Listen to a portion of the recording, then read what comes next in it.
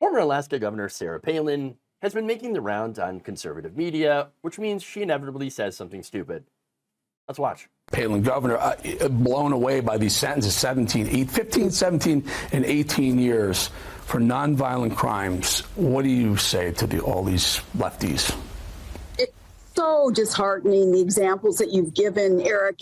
It makes the populace lose a lot of faith in our government, and that's an understatement. Unfortunately, what this leads to, when we recognize the examples that you just gave, the two-tier different justice systems that apply according to politics, it makes the good guy think, what's the use in being a good guy?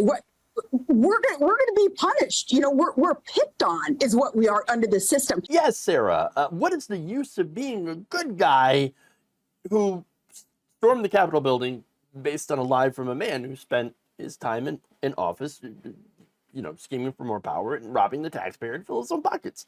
Wait, are you sure you know exactly who the good guys are here? Because I think you might be the baddies. Just saying. Look, there's so much in there that just defies facts and logic, that just runs contrary to reality. First of all, the people that are getting the sentences that are pretty high were not non-violent offenders. You had non-violent offenders there, people who were parading, picketing, trespassing, whatever, that were charged with, again, things like criminal trespassing, parading and picketing in a government building, obstruction of a government proceeding. Those are not the people that have faced 15 years. Those are people that have faced perhaps months, 60 days in jail in some cases, a year of parole, things like that. Rather light charges, okay, for, again, light crime, light insurrection light, okay, that kind of thing.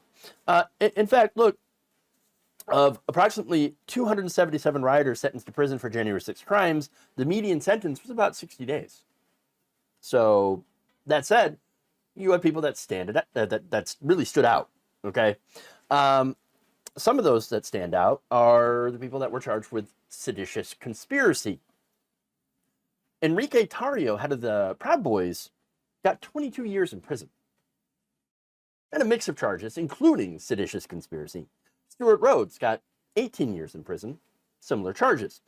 In fact, during Tarrio's trial, prosecutors said the evidence showed the Proud Boys viewed themselves as quote-unquote Trump's army, were willing to commit violence on his behalf and were committed to all-out war to keep Trump in power and stop Biden from taking office. Yeah, that seems to be criminal, violent, that kind of thing. In fact, Tarrio's sentence included a terrorism enhancement, indicating Tarrio's actions influenced the conduct of government by intimidation and coercion. This is who Sarah Palin, and by extension, Newsmax, are calling the good guys. No, not the good guys, but there's more. You see, Sarah, she is not quite done saying stupid things. We have to remember that we have three equal branches of government, right? And Congress has a lot to do with what's going on in the judiciary. Congress can't keep sitting back, especially Republicans in the majority in some of these areas. Eric, they can't sit back and just let all of this happen because it is dismantling of our traditional judicial system where Lady Liberty and Lady Justice, she's to be blind, right? And politics are not to have anything to do with this. Okay, so wait a minute. Republicans have a majority in the House, okay, but not the Senate, so they actually don't control Congress. In fact, again, what they could do in the House, because it's not like they don't have tools, they could try to defund law enforcement, which would be kind of ironic because they're like, look at the Democrats trying to defund the police, while they're trying to defund the police at the federal level. Oops. That would kind of make them, the people who are actually trying to dismantle our traditional justice system. Whoopsie. Ironic. Very ironic. Irony on top of irony, okay? At least on the surface, by the way. Because when you really drill down into it, that everything that elected Republicans and right-wing media figures, that we were watching, when you drill down into what they say, it's actually really just branding, the things that they profess to believe. They're not pro-law enforcement. No, they try to defund it when it goes after rich and powerful Republicans, okay? Polluter CEOs, things like that. No, they only really like law enforcement when it crushes people who are already powerless, with the weak, okay? It's the same thing, pro-worker, right? They're not pro-worker, they crush workers. Again, aiding the polluters, the CEOs, the people that are crushing labor, the average person, et cetera, et cetera. And they're not pro-freedom, as you've seen. They love cancel culture, censorship, just trying to prevent people from reading books or just literally existing as themselves, okay? There's that. And of course, at the end of the day, it doesn't seem like they're all that pro-America either. At least, not an America that is rich, diverse, one that celebrates freedom and equality under the law. No. None of those things. Look, at the end of the day, this is Sarah Palin defending insurrectionists because of their politics.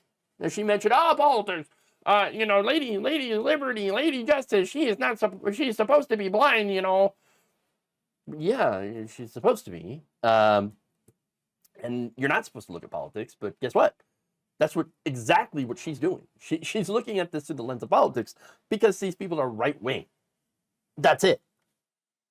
Again, the people who stormed the Capitol were Trump supporters. They were MAGA supporters. And by the way, they also weren't poor hourly workers. Many of them were business owners. Some of them were, had flown in private jets. Others led right-wing militia movements. And that's not even talking about the higher-ups who orchestrated the whole thing, okay?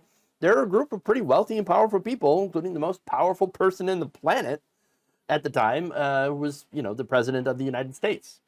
But again, the thing that they have in common is they all wanted to have Donald Trump take over.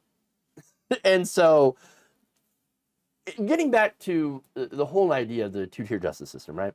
To see people like that who are wealthy and powerful actually even facing the possibility of repercussions, prison time specifically, is so unprecedented in our history because generally rich and powerful people tend to be protected from any sorts of consequences. But apparently there is a line. There are just some things that you can't do, and conspiring to illegally overturn a lawful election in order to stay in power happens to be one of those things.